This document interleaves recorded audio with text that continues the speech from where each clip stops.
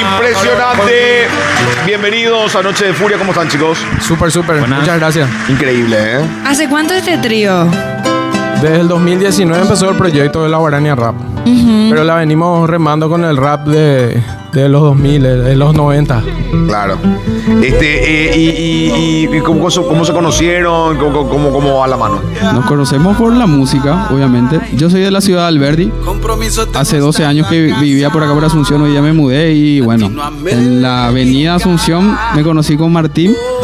Estuvimos Pero ¿cómo así? Tipo, ¡ey! Primero había contacto en la época del Orkut ya. Del Orkut ya hablando. No. Estoy hablando ya. 97, 8. No, bueno. No, yo de época de Orkut. Sí, Orkut ni de 2006 por ahí. Por ahí. Yo no le llegué a... ¿Vos no llegaste a ese? Bueno, porque nací en el Orkut ni de 2000. época de colegio. Tienes razón, 2005, 2006. Yo estaba- 2007 se cerró el Orkut. Sí. De ahí ya teníamos contacto y bueno, fuimos trabajando en muchos proyectos con su sello. El loco en el Orkut. Nunca qué quiero miedo. sentirme. Rap, mucho rap.